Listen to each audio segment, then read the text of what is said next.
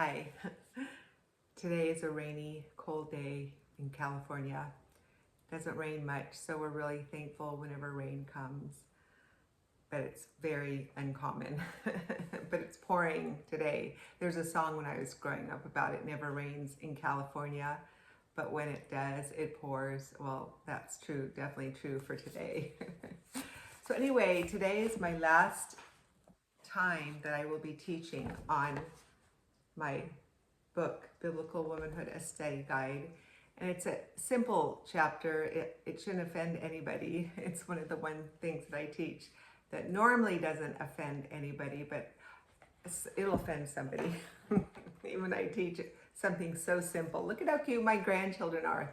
I'll get critical comments, but that's the way it is when you try to teach women truth. They think truth is hate to those who hate truth. So there'll always be many who hate truth. We're told of that in God's word. So anyway, I have to put my glasses on because it's so dark in here. Homemaking is a skill that many young women are no longer taught by their mothers, since many of them had mothers who were away from home all day at their jobs. Therefore, it's up to the older women to come alongside of the young women and teach them these skills. Homemaking involves working hard in your home and making it a place of comfort, peace, and order for your family. Along with homemaking, it's good to study nutrition and learn how to keep your family as healthy as you can. There are many other things you can find to do at home, women. It need not ever be boring. Only boring people get bored. Use your creativity to bless your husband and children. I have just finished writing a cookbook and a healthy living book. It's called The Transformed Wife's Kitchen, recipes and healthy living. And my typesetter, I don't have an editor anymore. I just have a friend who reads it over, but she's going to be reading it soon. My typesetting it soon, and she's drawing the cover for it now, so it should be out soon. But it's all about healthy living because that's definitely a passion of mine. Homemaking is so important because God calls us to be keepers at home, to work hard in our homes. So they should be kept in as clean and tidy as possible. I know with young children, it's almost impossible. But if you have young children, every night before they go to bed, have the younger ones, all of you get together, all the ones that can, and help clean up and make it look pretty before they go to bed. It's training them, teaching them. Teach them to put away things as soon as they use them. If they've played with a toy, teach them to put it away. Have a place for everything and everything in its place. This is so important to keeping a clean and tidy home and to not have too much clutter. I know if you live in a smaller home and you have a lot of children, that's almost impossible, and there's a lot of grace for that, So you just do the best that you can. Know that you're working as hard as you can, but training and teaching your children is the most important thing. I was very, very sick all of the years that I was raising my children, and what I focused on most was disciplining them and teaching them to know the Lord and His ways. I didn't have the time or the energy to teach them really many homemaking skills as I would like, but I was just too sick, and so my main focus was on making sure they obeyed me, they were disciplined, and that they loved the Lord Jesus Christ and that they knew Him. Those were my goals, raising my children. So you do what you can with the energy that you have, and you should have a list of your goals in order. Like my top priority was that my children knew the Lord and loved Him. Secondly was that I disciplined them and trained them to obey me. Because if they don't obey me, they're not going to listen to me teaching about the Lord and wanting to obey me throughout their childhood. Even in high school, my kids obeyed me because they were taught to obey me, and they knew that I loved the Lord and that my rules or boundaries for them were for their own good, and they understood this. They were wise because I taught them the ways of the Lord. Okay, then in a group, this is a chapter that'd be really fun just to have a group of women sharing, So it's what are your strengths in homemaking, and what are your weaknesses in homemaking? And you guys could you all could get in a circle and share your strengths and your weaknesses and learn from each other's strengths. And when people share the weaknesses, you could give each other tips. It's really great to be in a group, some type of a group where you're learning from other women. Skills, good things, not gossiping and slandering husbands and other people, but actually helping women become better wives, mothers, and homemakers. This is what kind of groups women should be involved in, right? In today's culture, homemaking is looked down upon, and a lot of it is outsourced for others to do instead because mothers aren't home to do it. Remind yourself that the greatest of all is the servant of all. As you daily serve your husband and children, you are serving Christ. When you serve the guests in your home, likewise, you are serving Christ. God is a God of order and beauty, so our home should reflect this. He wants us to work hard, and whatever we do, we are to do it heartily as unto the Lord. Colossians 3:23. We are promised that we will reap what we sow. If we are lazy in our homemaking, our homes will show it. But if we are diligent and hardworking in our homes will show this too. An uncluttered and clean home is much more pleasant to live in than a dirty and cluttered home. How can you begin to bring order and beauty to your home? It doesn't have to cost much either. I have learned that when I'm baking or cooking something, I'll get something out, needs baking soda, I'll run to the pantry, get the baking soda, put it in, put it back, get the coconut sugar, put it in, put it back. So I'm kind of like cleaning as I go. As soon as I'm done with my bread making bowl the sourdough bowl, that dough becomes like glue, so I have to let it soak in hot water for an hour or two before I try washing the bowl off. But everything else, if you clean off right away, it comes off right away. Like even dishes, if you're too tired to load the dishwasher or anything, just rinse off the dishes to get off all the food, because in the morning it's all just hardened on it. It makes a lot more work for you. So cleaning as you go, putting away as you go, those are things that I've disciplined myself to do and have made house cleaning a lot easier, and my kitchen stays a lot cleaner. My sink is rarely filled with dishes unless I'm just not feeling good at all. But I try to clean up as I go, and when I use something, I clean it up and put it in the dishwasher, or put it to the side and we'll put it in the dishwasher later. That's one of my keys that I use. Decide to make your bed every morning and train your children to do likewise. This is something really easy to do. It makes your bedroom look pretty and put together. As soon as I get out of bed, I've always done this, I make my bed. And your children should too. I didn't teach my children that. Like I said, I was too sick to train my children to do much of any of that. But I tried teaching my boys when they were teenagers. If they made their beds before they went off, I would put $1 on their bed, and if they didn't make it, they owed me $1. It worked so. It's much easier to teach your children when they're young to get into those habits. My daughters are good homemakers. My youngest daughter, when I was so sick, when she was in her late teens, early 20s, she was living at home with us, and she did everything. She did all the cooking and the cleaning, and she was wonderful. And my older daughter is married to a man that likes a house that's orderly and clean, so she's just automatically become orderly and clean, so which is good. Make sure your home is picked up at night and the kitchen is clean. Start off with small goals and add to them gradually. Learn to clean as you go. If you see something that needs cleaning, clean it. Women do better with routines. On Monday, they wash all their clothes. On Tuesday, they clean the bathrooms. On Wednesday, they dust and oil the furniture. On Thursday, they vacuum. And on Friday, they mop. Make one that suits your life. I don't like those schedules. Like when I go shopping, I don't even really hardly make a list. Rarely I will make a list. I don't like to go by lists and schedules, when I see something that needs cleaning, I clean it, and I'm more that type. When I go to the store, I pretty much know what I want. If my husband wants some extra things or things I definitely don't want to forget, I'll write it down. But you have to do what fits you. If you forget quickly, if you like a schedule, if you're more disciplined when you have a schedule, than make a schedule. I just wash clothes when we need them washed. I don't have a wash day or anything. So I'm a little bit more casual in that, but I know some women work much better with schedules. Do what fits your lifestyle and what you think that you need.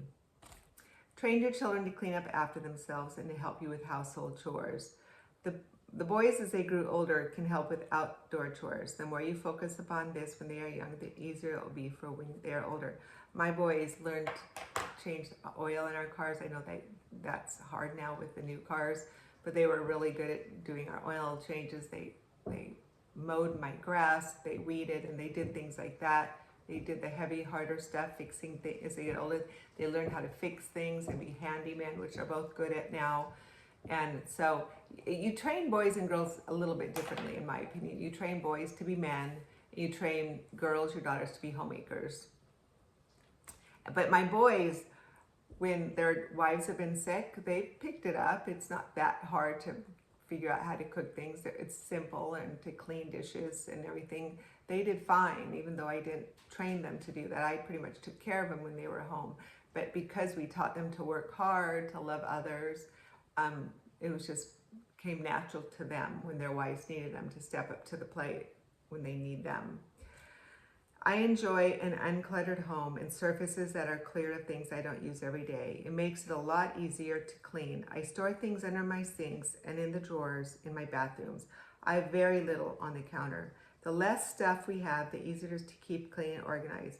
Most of us have way more stuff than we need. Like in my bathroom, I use a Norwex body cloth to wash my face. It gets off all my makeup. I don't wear very much makeup, but that's what I use to wash up. And then I use a natural night cream. In the morning, I use a different kind of cream on my face. And then I use a light foundation, mascara, blush, a little lipstick when I go out, and some eyebrow pencil. And that's pretty much it. So and then toothbrush and toothpaste. I hardly have anything in my drawers even. My counters are clean. The toothbrushes are on there, but that's it.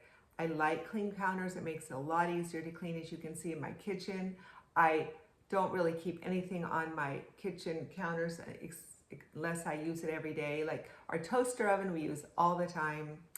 We got a little tiny one this last time. We had a big one last time. My husband was disappointed when I brought home this little one, but it's great. It cooks so fast and so good. I think I just got it at Costco. Then we have a toaster, which we probably don't need anymore, because my husband now always uses the toaster oven to warm up his banana bread or the pumpkin bread or his regular bread that I make him. And he likes that. Then I have a cutting board because I use it all the time because I'm always cutting up fruits and vegetables. And then over here I have my knives, and then I have something for all my like wooden spoons and whips and spatulas, and then a thing of paper towels. And then behind me, I have that pumpkin from a conference I got months ago. I probably won't be there very much longer. But I have a little basket with salt and pepper, my honey that I use in my tea, balsamic vinegar, olive oil, just a little basket. And that's all I have on my counters. Everything is put away. We do have our really loud blender. We have a Vitamix. It's out in our garage. It's so loud, and I don't want it to just destroy everyone's peace every time someone uses it. So we step out there if we have to use it. But my tablecloths at my tables in my family room, my living room are all empty. Even on my dining room table, I just have a little plant. My grandkids, my home is very grandchild proof, and they love, even my little children. We had the table in my family room since they were little. They love getting up on that table and dancing. As soon as they can almost crawl up there, they're up there and dancing and putting on plays for us and everything. So that matters more to me than having a lot of decoration, a lot of stuff. I don't like a lot of stuff. The older I get, the less I like. I hardly buy anything. The only thing I buy these days, I haven't bought clothes in a long time. I think I bought some dresses last year, but I was thinking it would be such a good thing to go a whole year without buying any clothes. I did have to buy socks the other day at Costco because I get holes in them because I wear them all the time. But it'd be such a good thing to just go a year without any clothes and get rid of the ones you're not wearing. We have way too many clothes. Go through your closet and things you haven't worn for a year, get rid of them. are such hoarders, and instead of just giving away and letting other people use what we don't use is how we should be. And it makes life just a lot simpler and your home a lot more beautiful and peaceful. I don't need every square inch decorated. I have a friend who decorates a lot more extravagantly than I do, and her home's beautiful. So some people, women like that, and she doesn't spend a lot of money on stuff she finds on deals and garage sales and everything. But if you like a more decorated home, there's nothing wrong with that either. I personally just like an uncluttered, not that overly decorated home. I just like simple. That's just me though. It doesn't make me more godly, I promise. The key, women, is contentment. That's godliness with contentment is great gain. This makes us more godly, to be content. Just be content with what you have, what your home looks like.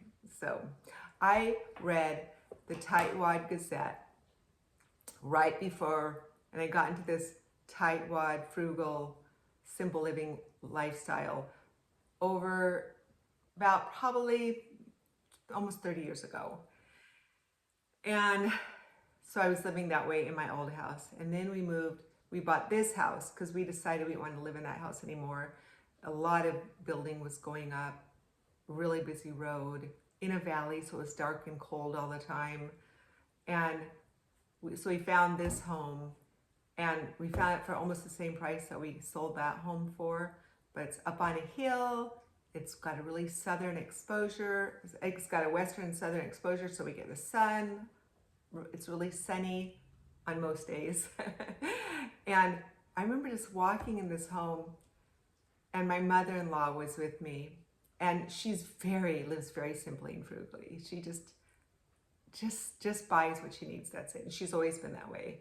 She doesn't get her hair done. She doesn't do her nail, nothing. She barely buys clothes. If she does, she goes to Goodwill, So I remember walking into this house with her and saying, oh, this is just so much. And she goes, Lori, just be thankful for it and live simply and frugally in this home. I said, oh, yeah, that's what I'll do. So we put in the wood floors, which were expensive, but I knew that I would never have to replace my wood floors again. I wouldn't have to. We just have a little carpet in our family room and up in my husband's study. Upstairs, we've got the laminate wood, which I don't like a whole lot, but we've never had to get our carpets cleaned since we've lived here 25 years, which is a huge savings. We haven't had to redo, and you have to replace carpet every few, because it gets really disgusting. We had to replace the little piece of carpet in our family room because it was so disgusting. But the wood is just so easy to keep. I love natural flooring. I don't like cold tile, but some of you I know love it. And my sisters both got a new house, and they've got a tile now that looks like wood, and they both love it. I like the warmth of wood, and I think it's easier to walk on. It's easier for your body. But at last, I remember when we bought it, the women who sold it to us said, you're going to have this floor refinished every 5 years because you have 4 children. Well, it's been 25 years. I have many, many grandchildren, and my floor still has not been finished at all, and it still looks great. I love wood. And so if it's got, little scratches and dings in it, so what? I don't care. That doesn't bother me. The rugs that you see in my kitchen were given to me from my mom. I'm from Wisconsin. They were handmade in Wisconsin. And so I've washed them many, many, many times, and they always come out looking great. And so they mean a lot to me because they were from my mom. And then I have some pretty pictures around the house, but most of our furniture is from my parents or from Craigslist. And I'm very content. I have learned to be that godliness with contentment is great gain. I don't need a lot of stuff. I like to get rid of stuff now more than ever. I don't want to leave a bunch of stuff when I die for my kids to have to clean up. So anyway, okay, moving on forward. All right, where was I? Many young women have told me that they simply don't cook and they don't know how. My son, there's this really cute girl. We thought she was adorable. And so with my youngest son, we got them to go on a date. And when we were sitting around dinner, she said, I just hate to cook. I'm never going to be a cook. And right then he's going, nope. He wanted a wife that was going to cook. Most men want a wife they're going to cook. Part of being a keeper at home woman is learning how to cook good. It's not hard. In my cookbook, there's a lot of good, easy, yummy recipes. I'm not a gourmet cook. I'm really just simple. Don't give me a lot of ingredients. Just I want it to be healthy and yummy. And those are what my recipes are. All right. This is a poor excuse to not cook. For one thing, it saves a lot of money to cook from scratch. For another, it's a whole lot healthier for your family. With all the YouTube's cookbooks, my cookbook coming soon, and TV cooking shows available, there's no reason that women can't teach themselves to be good cooks. I have all of my tried and true family recipes on my old blog, but they're gonna all be in my book, which will be great for me. You should see my recipes. They're on cards, little cards I've had since my wedding, and on the side of my refrigerator that they're hard to even read now. I was thinking, women have been asking me to make a cookbook, but I'm thinking, I need a cookbook for me. I want my recipes all in one place. It'll make it so much easier. I only cook healthy meals for my family because I know that's what we nourish our bodies with, our fuel. Even when my grandkids are here, I only feed them healthy food. I don't have any junk food in my home. I don't believe in junk food. In fact, my youngest son grew up believing that eating sugar is sinful. His wife told me that. It's not sinful, but it's really not good for you at all. It feeds cancer, it tears down your health. Seed oils are rotten for your health, and they're almost in everything. I go over that a ton in my book. If we put bad gas in our car, it won't run right. Just as if we put bad food into our body, it won't run right for the long term. We as keepers at home, mothers and wives, are to be the ones that learn health and feed our families healthy food. We want them to be healthy. Losing health is not fun, I know. If you're newly married, consider asking your husband what 3 things he would like when he gets home. If he works away from home, then work on accomplishing these things for him. It's another way you show love to your husband. One of my sisters is married to a husband who really, really likes an uncluttered, clean, and tidy home. So she became disciplined doing that from the time they got married. You know, another husband wants good cooked food when he gets home. So ask your husband what he likes. He probably really likes a wife who will smile at him and give him a big hug and kiss too, instead of complaining to him. It's good to find natural cleaning products to clean with, since we want as few toxic chemicals in our home as possible. I use 1/2 part vinegar, 1/2 part water, and a squirt of dish soap to clean most things. I use it on mirrors, windows, countertops, tables, and all over in the bathrooms. I use plain olive oil on my wood furniture. I have even made my own laundry detergent, but I found it's easier to just use a couple squirts of dish soap in your laundry. Even a 1/4 teaspoon in your dishwasher. It's easy to find ways to clean easy, efficiently, and with no toxic chemicals by scouring the internet. Be aware of using air fresheners, and they are toxic. I've never used an air freshener in my life. My mom never used an air freshener. She never used dryer sheets either. All of those are so toxic. I haven't worn perfume in many years. All those things that smell good, most of them are full of toxic ingredients. There's so many people getting lung cancer these days who have never even smoked, because the inside of homes usually are more toxic than the outside because of the cleaning products. I've never used Lysol in my home or Clorox. All of those are so toxic. Just use soap and water to clean surfaces and everything. All this during this COVID stuff, and everyone was using all of these hand sanitizers, and I'd see people bringing Clorox home. It's like, oh no, that's just weakening your immune system and making you more vulnerable to these viruses and illnesses. All right, so make a list of 5 things you want to keep up with every day. Like my list is, I make my bed every day, I clean the kitchen every day, I usually have something I want to bake or cook every day. 5 things. I sweep my kitchen floor after my grandkids are here. And then probably every other day when it's just my husband and I. And the 5th thing is I tidy my family room. I always try to keep that tidy, fold the blankets and everything after everyone's been in there and used it. Okay, those are my 5 things.